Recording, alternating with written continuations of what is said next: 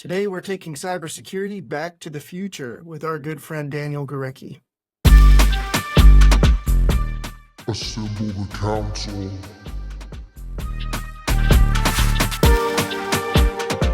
The CISO is dead. Long live the cyber leader. How does the office of the CISO need to adapt, given that regulations and risk management is changing the very heart of cybersecurity? The phrase, "the king is dead, long live the king," is a traditional proclamation made following the accession of a monarch. I like that the phrase, "the king is dead, comma, long live the king," is like one run-on sentence. The commas saying both statements are really just one idea. This seemingly contradictory phrase simultaneously announces the death of the previous monarch and asserts continuity by recognizing the new monarch. It encapsulates the idea that despite the demise of a leader, the new one immediately assumes authority. The uninterrupted flow of power is emphasized.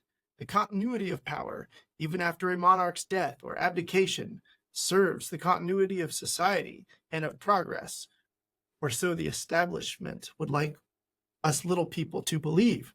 Whenever the continuity of power occurs faithfully, it serves as a testament to our enduring institutions and the acknowledgement of leadership, or at least authority. In the case of a monarch, the transfer of sovereignty occurs almost instantaneously upon the moment of death of the previous monarch. We have ritual, ceremony, and pomp and circumstance that are intended to affirm this transition. The proclamation, "the king is dead, long live the king," also often has political significance. It can mark the end of one era and the beginning of another. The phrase originated in France during medieval times, when monarchs were considered divine rulers with an unbroken line of succession. In essence, the phrase is a recognition of the seamless transition of power and the resilience of an institution, despite the change in individual leadership. But what if I told you, the CISO is dead, long live the cyber leader? The CISO is dead, long live the cyber leader. So we have Daniel Gorecki here today to talk us through this. Hello and welcome to episode 6 of the Cybersecurity Council podcast. I am your host, Scott Brammer. I'm also joined by our esteemed president, Brian Greene. Our special guest today is Daniel Gorecki. He's a cyber leader, a cyber practitioner, an executive. He's also a board member and advisor, and he speaks regularly on cyber subjects. Daniel has been a 3-time CISO. He's an advisor with NGC Risk, and he stayed active with the Society for Information Management for over a decade. Dan can literally claim brotherhood among cyber thought leaders. Dan is the man, and he wrote the words, "The CISO is dead, long live the cyber leader." He also said, in an article that we're going to talk about today, the CISO role, as we know it, may go away in the next 5 years or so. That's a bold statement, a bold prediction, and Daniel is bold. Dan is here today to tell us what's on his mind. Dan, please say hello to our audience and tell us your main idea. We are glad you are here. Hey, Scott, thanks for having me here. Same thing, Brian. Thanks for having me on the podcast, and glad to be part of council in the assembly here. And you're right, Scott. It was a bit of a bold statement. I was trying to catch something almost clickbaity from a headline, right? But I think the concept, if you will, is fairly solid, right? I think if you look at recent events, whether some of the news coming out from SolarWinds with the charges against SolarWinds and Tim Brown, we have the recent CrowdStrike incident, if you will. It is putting the CISO in that spotlight. And I think as we're starting to see, especially with the all the talk about artificial intelligence, specifically around things like ChatGPT and other large language models, it's putting a lot of scrutiny on what the role of the Chief Information Security Officer is in terms of providing that level of assurance to organization. And I think as we've seen, and as you mentioned on your prior podcast, right, the definitions of what information security are, cybersecurity, right, are often interchanged, can be mixed, but they are distinct and different. It is a very large domain that we have. And I think, as I heard a number of years ago from a former CISO as well, Ed Amoroso of TAG Cyber, he said, we're in the 1920s of physics. Cyberspace has a way to go before we get to the nuclear age of the 1940s.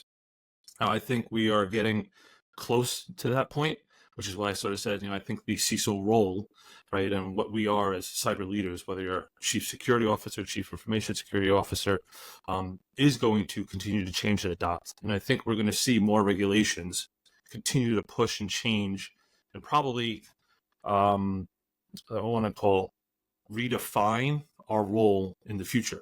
But that change, it's going to take time. It's going to be slow. And that's why I said it's going to be at least probably 5 years before you see anything significant. So with that, Scott, thanks again for having me here with you and Brian, and looking forward to the conversation. Dan, I would like to respond to a few things in your article. I'll give you my interpretation of your work, and then please clean me up, make me smarter. Which of the following statements do you think is most correct? 1, the CISO will become the cyber protection officer because information security will fade into IT, but cybersecurity will continue to rise. Option 2, the CISO will become the cyber protection officer because tighter regulation on privacy compliance and even hybrid warfare will emerge, and it will cause the CISO's role to narrow its focus to cybersecurity. Or the CISO will become the cyber protection officer because they will be focused on cyber, while other roles like head of privacy or head of data protection will assume more responsibility for information security type things. So I'm trying to put variations on the theme out there for you. And again, that was information security is fading into IT, cybersecurity will rise. The CISO will become a cyber protection officer because regulations will tighten. Or we're just going to have a divergence of roles, and roles like head of privacy or head of data protection will assume greater strength, or at least maybe something different from CISO. So out of all of that, help me make heads or tails. The first option, right? Cyber is not going to go and roll back into the IT space any further, right? Cyber and what we have, right, is a business function in and of itself, right? It covers a wide gamut of things, right? Obviously, when you look at some of the definitions, right, we could talk about information security in terms of protection of data at rest, whether it's digital or physical, right? We've got to deal with the physical side of security. The IT side of security, right, is dealing with just the technology, right? But then we also have to deal with personnel, right? The education and awareness aspect side of things. When you start looking at what internal audit and the financial regs talk about in terms of fraud, right? So we're going a lot bigger and broader than just IT.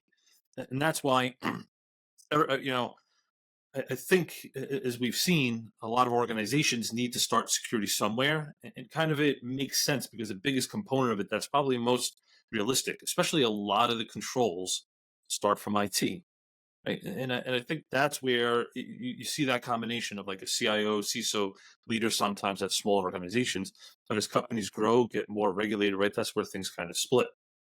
Now, if I had to pick one out of the three you said, I think it's probably closest to the second, because I do think the last option you had around kind of the privacy officer, like those are important. Yes, there is points where the CISO kind of breeds and can be kind of a trust and safety officer where they'll take on a lot of privacy, right? Because if anything, the security, right, aspects and dealing with the privacy are so intertwined, right? That's where a bunch of fellow CISOs, right, are in charge of privacy. But again, for some sort of regulatory purpose, sometimes that privacy side more is inclined to kind of sit with the legal function. So I think we're going to see, right, that, as the regulations kind of stipulate that GRC aspect, right, the governance, the risk, and the compliance, probably put a less focus on actually the CISO delivering the operational side of things. It's going to continue to build out more as a true second line role. And as you alluded to, I think one of the things I spoke about in the article was that convergence possibly with the chief risk officer. Again, it's another role out there where not a lot of organizations, sometimes out of the financial vertical, don't have that. I think some of us call it the CRO. It's not the chief revenue officer, as we see a lot from sales side of things. But that risk, right, which is so key and fundamental to our cyber programs, is only going to continue to elevate as we continue to digitize as an organization. We continue to see the rise of artificial intelligence and our dependency upon that. And we also continue to understand, right, our dependencies around third-party suppliers. Right? We need to provide better level of assurance. So I think it's going to go beyond just what, that IT component is, which is foundational. That's where partnerships with legal, finance, others, right, continue to grow. And that's why we need to have that independent voice from kind of a CIO aspect, if you will. It sounds like you centered your thinking on option two, which was the CISO will become the cyber protection officer because tighter regulation will force Yes. the CISO to focus. Which regulations do you think will be the most impactful in forcing this change on the CISO? What do you think might happen first? I mean, it's hard to say what future regulations will entail, right? And I'll come back to that in a moment, right? But as you kind of alluded to, right? Yeah, I was leading towards option B, right? In terms of the regulation from us as a protection officer, because that's kind of our role at the end of the day, is to help provide some form of cyber resiliency that we can make sure that we can thwart off the attacks, right? Have good defensive posture, and that we can be resilient through that. So this way the business can keep running and operating. Now, depending upon what industry you are operating in, one of the key, right, when we look at this from an international perspective, right, we have things like NYDFS Part 500, right? That is NYC 23 NYCR 500, the New York State cyber reg, right? Is instrumental in calling out the need for a CISO or somebody to be appointed at that, right? And it talks about that, putting risk assessment first, right? In terms of a risk-driven policy, in terms of what we do, right? It says you do need to have incident management and all that, but it doesn't say the CISO needs to necessarily be the one operational responsible for that. Right, but it does talk about that they are responsible for risks presenting to the board, setting the policy and the enforcement of that. Now you have other, since most recently I was at an insurance organization, right? We were international, right? There was a little known regulation called the Bermuda Cyber Code of Conduct, right? The Bermuda Monetary Authority, right? Very similar to NYDFS, right? Stipulating the need for a CISO putting the 3 lines of defense front and center. But also as the second part of that regulation, right? It did talk about the IT side of things, around needing to do not just information security incident management, but also the IT components. Now, I think when we look to the future, much like recently, right, the EU has passed their AI regulation.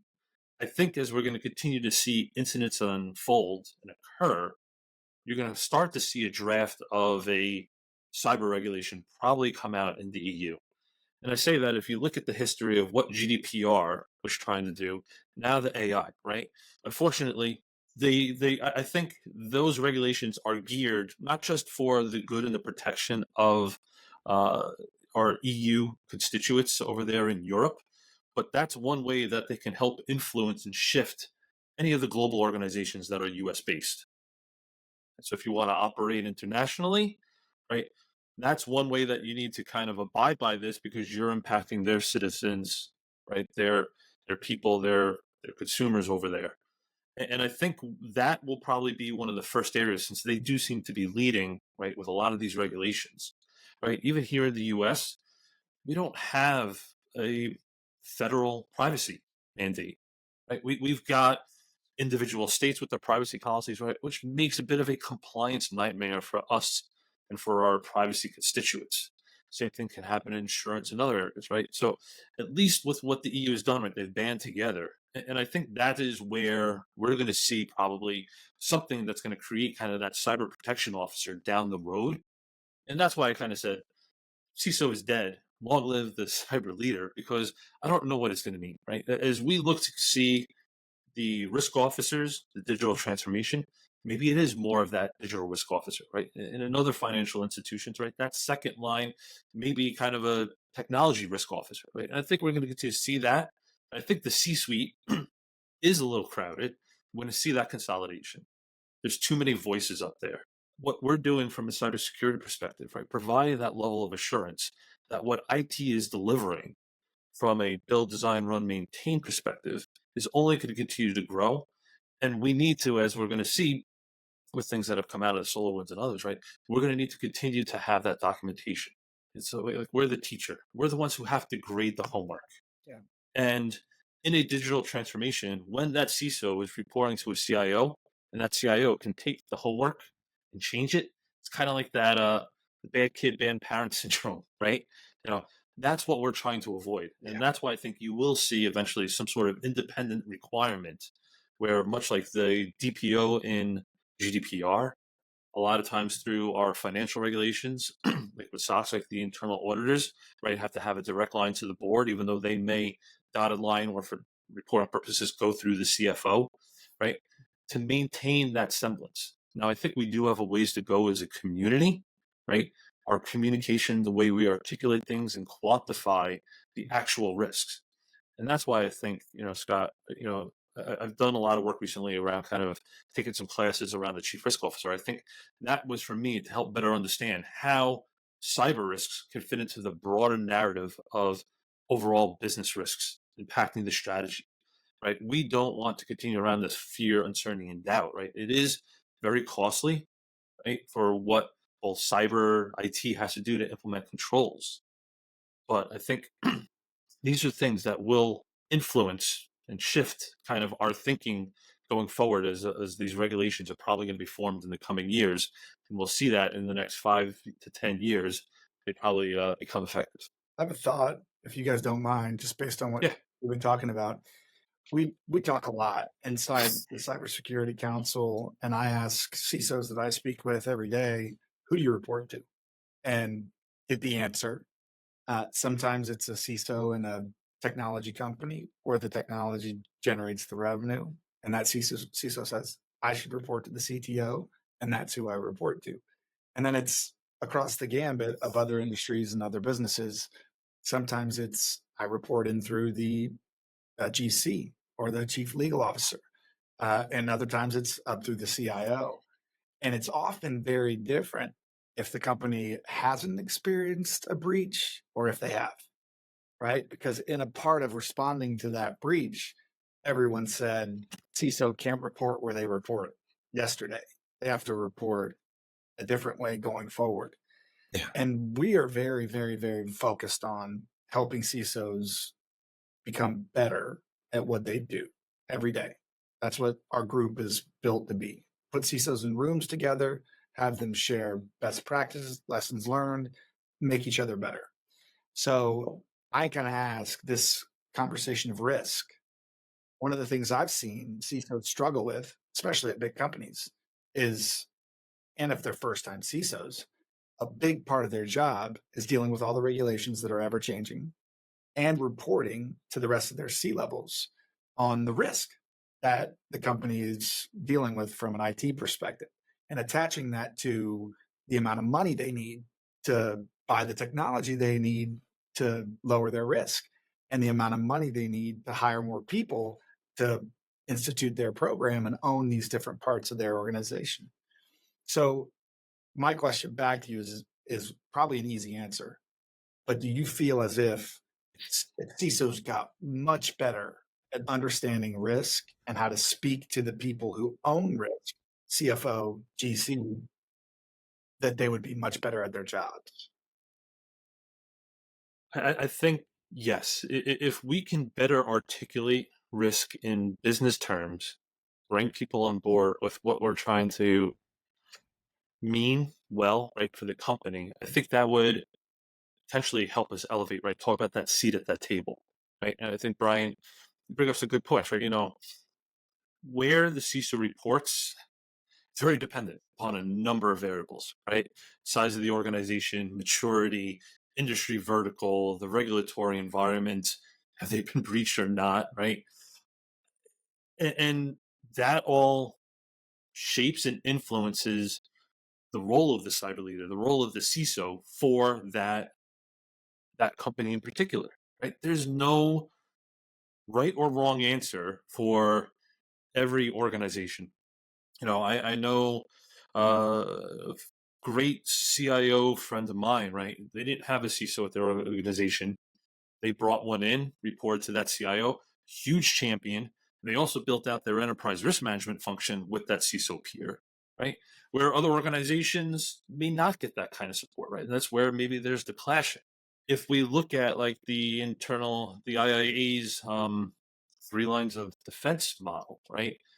And if you look at some of the regulations, right, like not the frameworks like NIST-CSF, right, but actually like regulation like NYDFS, right? And I know that doesn't apply to everyone, but that is kind of a golden standard in the financial institution in terms of laying some things out specifically for cyber leaders, right?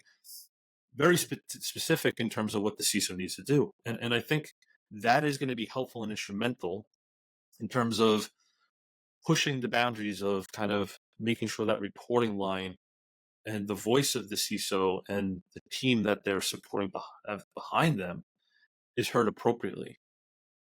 And I think, Scott, as you mentioned earlier, right, this is that option A, right? This is why I say if we rely too much upon technology, right, there was an article I read off of LinkedIn, or it might have been linked to like one of the news magazines, was saying we don't even need the CISO anymore. The CIO could just do it all, right? And I think that coming from the CEO of that company, it's a complete misunderstanding of what we're trying to do and achieve here, right? In terms of providing assurance that the controls and the technology and the tools that have been implemented by IT are operating as we say they are. Right? I mean, that's one of the biggest things around third-party risk management, right? You go out there, you get this high-level assessment and assurance that company says they're doing all of that, right? But until they have a breach and then you see the controls fail, then it's like, all right, now I'm going to go and dig and question, right? I mean, again, come back to the case of this recent CrowdStrike incident. We know they had, some level of software defined SDLC practices going on. They have probably statements out there, right? We could do some level of assurance from a third-party risk perspective. But most organizations, right, when you're either on either side of it, providing the insurance or the risk side of things, right, you're not going to let these companies come in and do a true audit of you, right? That's where that kind of third line, I think, comes in. So I think, again, it's going to be evolving. And I think, what was it? Actually, I was reading something over the weekend, Wild Ventures, right? Andy Ellis over there, I think, said, something like 40% of the CISOs are not reporting to more than 40% are not reporting to the CIO anymore. Yeah. And I think that's good, right? And I think that number is only going to continue to increase. But that, I think, for that to happen, right, we have to stay away from the IT, the operational side of things. And that's where, again, things can work or not, right? Even something like the Security Operations Center. A lot of people see that as operational and first line, but really at the end of the day, it's a second line function. They're looking at the controls and determining if things have failed almost in real time. That's like a real-time risk assessment. And then you're taking that and you're able to take actions to immediately kind of control and mitigate potentially the larger exploitation that could possibly impact your resiliency. That is basically, it's a real-time audit, right? Instead of doing things on a quarterly or annual basis, you're doing it almost in real time, right? That's a second line type of thing, but that's why I think, for me, and Brian, I know maybe I'm deviating a little bit, right? No, yeah. But you look at identity and access management, right? I think that's where kind of sometimes, again, maybe to me, a bit more of a gray area, not so much a gray area, but, it's important for us to set the policy, right? But, a lot of times, at least in my history as a CISO for the past 3 roles, I've not wanted to kind of own identity and access management. I just want to be able to help set the policy. And to me, kind of from my prior CIO background, it made more sense to have kind of the service desk, help desk kind of own and maintain that. They're already dealing with joiners, movers, leavers, setting up the accounts, right? That is very operational. So at least I can then go and provide assurance, because otherwise, right, to me, there's almost an internal conflict of interest of the CISOs then managing those accounts and also setting the policy. Now, obviously, depending upon how you structure things, right, you can have the risk function separate from your kind of identity team, right, to provide that. But I think it becomes a little bit harder sometimes to sell that story to potential auditors. So, yeah, interesting. There's a comment you made in there too about the CEO or COO that shared, why do we need the CISO? Just make the CIO carry that responsibility. I think we've actually seen the reverse of that. Yeah. There's multiple members of our group here in Austin who have gone from CISO to CIO. Yeah. And And then I know a bunch of executive recruiters focused on the cybersecurity industry who are saying that's happening all the time. Yeah. CISOs are getting CIO jobs now. So it's just an interesting take that individual had. Yeah. I mean, for me, you talk about going from CISO to CIO. I went the opposite way almost a decade ago, right? I was doing the CIO work, had security as a big proponent of our digital transformation program. And as we were continuing to grow, and I had such a love and affinity for making sure that we were doing things securely by design, we split the role. And, truth of the matter is, I didn't want to deal with having to deal with the video conference system going down or the ERP and other things. So that's why I was like, you know what? I'm enjoying the security aspect, the risk management side of things, the education component of it. And that's why I was like, you know what? I can understand where a lot of CIOs then are coming from that operational delivery rate. So it gives me a slightly different perspective at times in terms of being able to understand and partner with them to help them achieve what they're looking for, especially since, as a CISO, I've reported under and not under the CIO. I'd like us to return to regulation for a moment.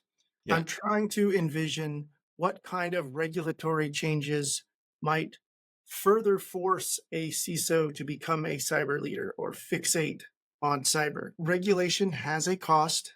It does create work. Hopefully, it does never make work, and hopefully, it is not checks in a box, but it causes processes to be created, structures to be developed, audit and compliance to happen, reports to be generated.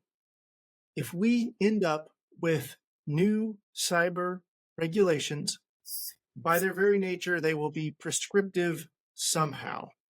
Right now, today, we're living in a world where some businesses force some CISOs to respond to materiality and declare a breach or be a part of a breach in forensic and cleanup and recovery processes.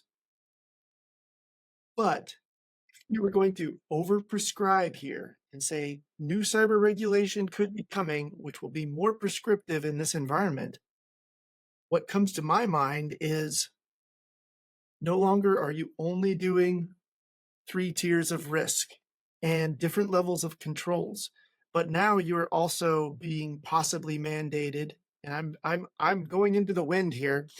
You're going to be told, here's how you report the breach. Here's the attribution and the ownership and the parameters you have to report. Here's the form you have to fill out. I'm talking about down to the where you're signing on the dotted line type of regulation. There's lots of people that don't want over-prescriptive regulations. There would be a backlash, but the European Union loves to do these things. So if that is coming someday for the CISO, what could it be? What could it mean? Or am I thinking about this all wrong? I don't think you're thinking about it wrong, Scott, right? I've not looked at some of the EU regulation as over prescriptive, right? But I do think, at least when the first drafts come out, right, the over prescription might be helpful and beneficial to see what a platinum standard kind of can look like. But the reality is, right, that these regulations do need to look across different size organizations, different industries, right?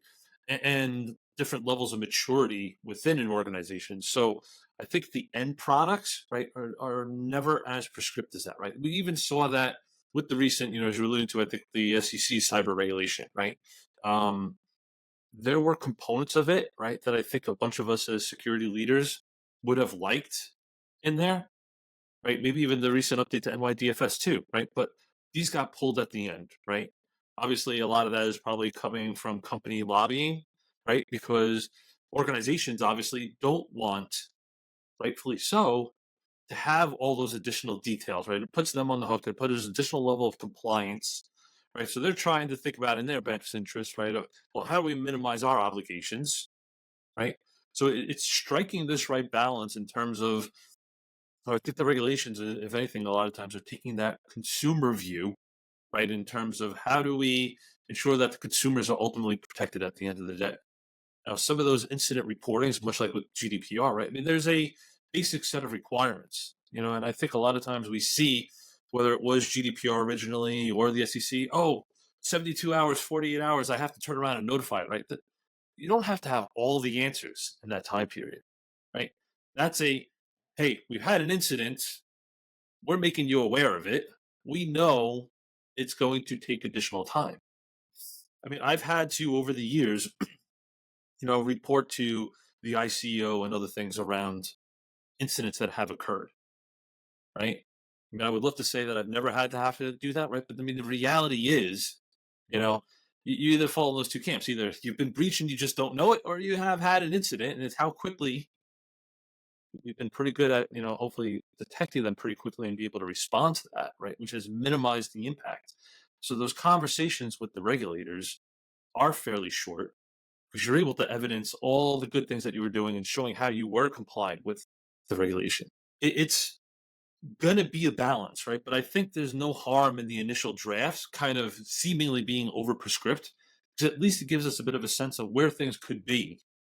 But I just think, as we've seen in the past, things are going to get scaled back. Now, that's not to say that certain coalitions, like of cyber leaders and professionals, right, that we should not try to push for certain things, right? But I think that's where it's not just one person's opinion on what it should be, right? That's where the collective voice in the community comes together, right? As you guys sort of, your tagline, assemble the council, Yeah. right?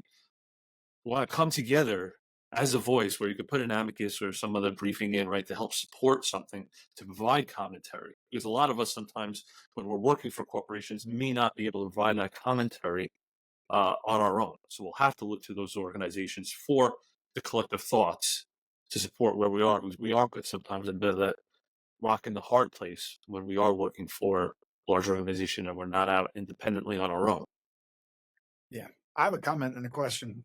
You mentioned Tim Brown a couple times in SolarWinds. He's a part of our group. I've gotten to know him over the last few years here in Austin.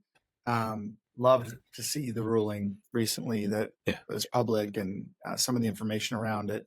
The thing that stuck out to me and why 90% of what was, they were being sued for by the SEC was thrown out is because he had a very specific incident breach crisis response plan that the company acted on and could prove, that they, and from an audit perspective, that they went through this exact process and responding to their breach.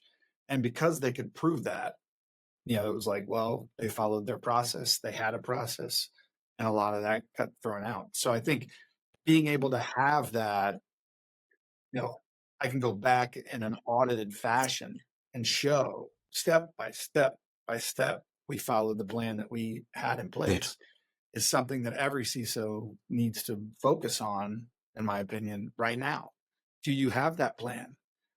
Are you going to be able to show if you're hit in a bad way that you're following that plan from a step-by-step perspective? But one of the things you pointed out, which is like the regulation environment is changing like crazy. It's changing every month in many ways. Is it easy to track and follow, all the different regulations that your company has to follow? And then like, who do we need to notify and by when? Because you said there's that 48-hour window. Well, okay, we notified, now we have time. But is it easy to know I got to notify these 5 regulators in this amount of time? I wouldn't say it's necessarily easy, right? This is where, when you're building out your process, right, you're going to have to spend the time, right? Look at your regulations. And the regulations may only be one component of it, right? What regulators or states maybe you need to notify? What's going on in your contracts, right? Your third parties, your customers. If you have an incident, what's your obligation to them? If your team, right, and rightfully so, you should be involved in from an assurance and third-party risk, right, side of things. Some sales guy goes off and signs a contract that says you're going to notify that customer in 24, 48 hours. You're not aware of it. They're going to come after you after a breach, right? And that's why it's so important that we have to be, as security professionals, integrated with those other aspects of the business within procurement and other areas. Now, I think, Brian, as you're mentioning, right, people like Tim, Joe Sullivan, right, it's unfortunate, right, that our brethren have to kind of go through these things, right? But because I think the regulations are so inconsistent right now, the case law is one of the things that is going to be setting the precedence we've got to support them as best as we can. It's unfortunate it can happen to any of us, I think. But as you mentioned, right, I think this is where having process, educating the teams, right, while we all want to have our humor channel or send things out of comment, in context and text messages with others, right, any of those things that is being done on business devices, right, is subject to potential forensics in a case like that. The SEC or somebody else comes in and has that right to audit, right? They're going to use some of that stuff against you, right? So it's kind of one of those things where, again, I'm not a lawyer, right? Okay. The less sometimes you put in writing, right, the better, right? That's where typically in the past three organizations I've had, right, from an incident response, I will pick up the phone, Teams call, our GC, let them know that, hey, looks like we're having an event. I want to bring you up to speed on this, right? So this way, hopefully, as quickly as possible. End of the day, sometimes it's actually that GC or outside general counsel, right? That is the one that actually is going to be kind of that incident commander, because they're going to provide that ultimate direction while we're more focused maybe potentially on the mitigation and the recovery aspects of things in terms of clamping things down. But that overall direction quickly can move outside of our hands and our remit, if you will. I mean, we'll be there probably guiding them on those conversations, right? But that's kind of there, again, to kind of protect the company, right, from what maybe is discoverable in a kind of audit situation. And what's been all over LinkedIn since this massive CrowdStrike issue to me is, how was that both named, and then what did companies do to respond to that, and how much consistency was there, right? Like, that wasn't really a security incident, in my opinion. That was an IT outage caused by a third-party vendor who pushed a bad software update. It just so happened that that outage was global and massive, and one of the biggest we've ever seen. When you get into that process as a company, you're reacting to this crisis, but it's an IT outage. It's not a security event. So who inside the company is responsible for this? Is the CISO? So, I mean, obviously, I think there's a lot to unpack here. Yeah. Right? But CrowdStrike has alluded to, right? They were saying it's not a cyber event from their side. Yeah, I mean, it's not, right? It looks like they were not attacked, right? That was an internal SDLTC type of process that kind of failed, right? Now, internally, right, for most organizations that had to deal with this, right, was it a cyber event or not, right? And I think, Brian, to your point, right, that availability, right, was kind of it. This is where I think, Scott, right, definitions, right, we look at the CIA triad, right, confidentiality, integrity, and availability. If you think of those three legs of the stool, right, and the availability is there, well, then it was a security incident. I agree that it is a cybersecurity incident because its nature is it's a distributed denial of service event. Maybe not an intended attack, but that is the effect. And then further, there's all of the downstream dependencies. As soon as a system is offline, it's not providing its function anymore. Its function could have been security. So now you have downstream impacts that are also security incidents. Yes, this all stems from an IT application delivery outage, but there are so many cybersecurity impacts. And I had a peer of mine, kind of CTO role, right, at one point, right, we were going over our cyber incident response plan, right? And, this is a number of years ago, we were talking about the availability side of things. And I'm like, well, there's a point where availability services are down, that becomes a security incident. And it was kind of like, well, no, I mean, that's like all me, that's operational, that's IT, that's not a security incident, right? It's very similar and parallel, I think, to when we talk about disaster recovery and business continuity, right? At one point, as your disaster recovery processes failed, right? When does it become a business continuity type of management issue? Who actually owns business continuity, right? How does the cyber incident fall up and roll up into a business continuity? And if it becomes a business continuity issue, is the CISO or the CIO going to own it? Is it somebody further up the tree, right? And I think that goes back down to, and again, depending upon how you take maturity, right? Most organizations are never going to operate at a level 4 or 5, right, from a maturity, but right, having some sense of where your tolerances are or points of reference for escalation, putting that down in your processes and your plans, it's important. And that's why the recovery side of things and the lessons learned is always important, because you can go back and you can always modify these things, right? They're not etched in stone forever, right? You take those lessons learned and you look to improve. I've been on the fence, right? Is it a cyber incident with CrowdStrike or was it IT? I mean, it's one of those things that I'm going to say it's going to depend upon the organization and how your IT incident and your cyber incident documents were written and drafted. It's one of ththose scenarios, right? 3.5, well, actually 4 years ago, who would have ever thought from business continuity, we don't have to worry about a pandemic and all this sort of things, right? Who's ever have thought a third-party dependency, is going to have an issue with the push that gets down, right? That kind of goes outside of your normal patch management cycle because it's pulling live information, is going to impact, almost 9 million plus kind of devices, right? These were kind of those risk scenarios that we're thinking, not going to happen. We don't have to worry about it. But it's unfortunate that it takes these events for us to kind of take these 1 in 250, 1 in 500 scenarios a bit more seriously. Right? We are so data centric and we're such a data dependent, interconnected world, and that we so rely upon our internet connection now, right? It's probably going to only see these things kind of grow or highlight further in the future. How again are we implementing controls, thinking about zero trust, right? It was a link in all that sort of about, like, does your core systems really even need to possibly have EDR on that? If you've really shut it off the internet, you have all, peel back the onion, right? You have all these other layers of controls that you can maybe have more trust and faith in the system you have there. So this way you're not adding another piece of software into your core operating system for a core key service that has the potential to bring it down. This is where that risk analysis and documenting and having your tolerances comes into play in terms of running these scenarios. So this way you can make informed decisions, document that. So again, if something does happen, it's easier to kind of answer these questions down the road. I made a comment on this, a former colleague who's a pretty well-known voice in security on LinkedIn, around this conversation. What are we classifying this as? And I think if you look at what, people are going to look back in time and improve process. Like you said, what do we learn from this and how can we make ourselves better? I think if business continuity is impacted in any meaningful manner, that could be argued as a crisis. And when there's a crisis, it's all hands on deck, right? Yeah. It's not, you have full responsibility for this.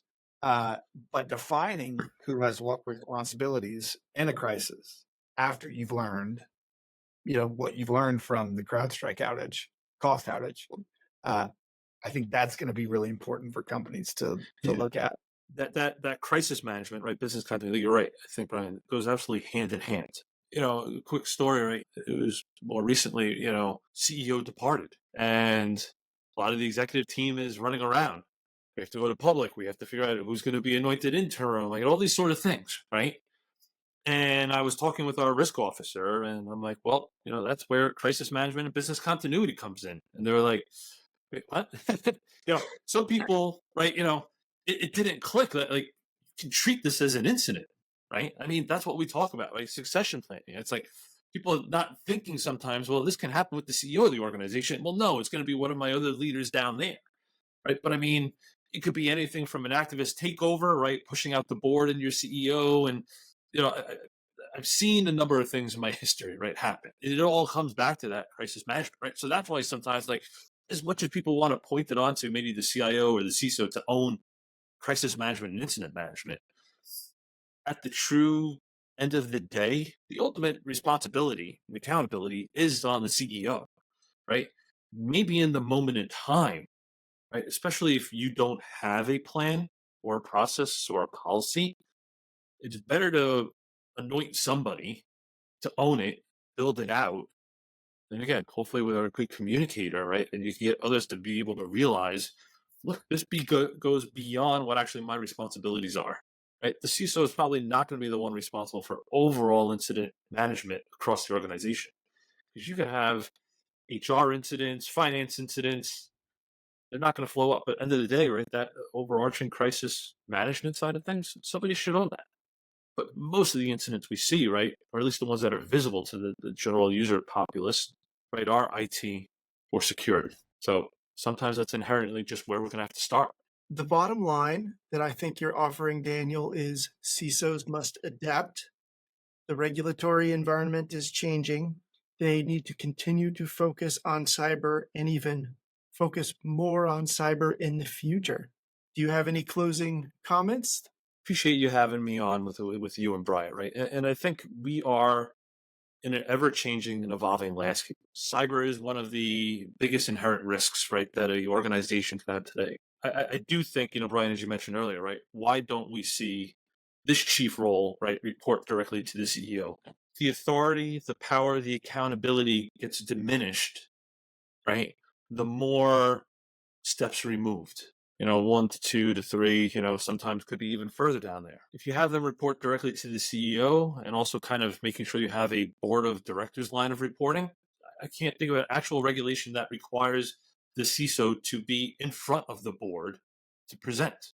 I know we talked about NYTFS earlier, right? But the regulation actually says the CISO only needs to provide a written report. Doesn't mean they have to be there and be the one presenting it. So again, I think we have a way to go. Right? If we're going to continue to see that cyber is one of the biggest risks that can be differentiated different from a technology or operational risk, just because of how intertwined across the business it is, we're going to continue to see that shift. Now, it may, again, take some time, 5+ years, right? But I think we're going to get to a point where things are a bit more clearly defined from a regulatory perspective. We've got a ways to go in terms of really defining what the cyber leader ultimately is going to look like in the future. We have a lot of the right foundational components. We're not at the nuclear age yet of the cybersecurity. We're getting close on some of those breakthroughs. So unfortunately, we might have to see some additional case law and other things really help guide before, we get to the point where our 20-year young, practice, right, really truly finds its feet. Daniel, really enjoyed the entire conversation. I think you got your thumb on the pulse of this larger conversation because we're having this conversation within our small group here in Austin, which is a lot of in-person quarterly meetings where we get together. And so I want to thank you for joining us and taking the time to be here with us, and for the whole group that will listen to this, sharing your thoughts here. But then B, selfish plug for our next in-person event, which has 2 people that you've mentioned often speaking at it. Joe Sullivan and Tim Brown are going to be joining us in person to talk about navigating cyber incidents, what CISOs need to know. Sponsored by BreachRx. It's in September on the 20th, which is a Friday. So we're doing it at Hotel Vinzant. It's going to be awesome. Thank you for joining us, Daniel. Really appreciate you, my friend. Thank you, Brian. Thank you, Scott, for having me. And glad to be part of the council. And hope you guys have a wonderful day.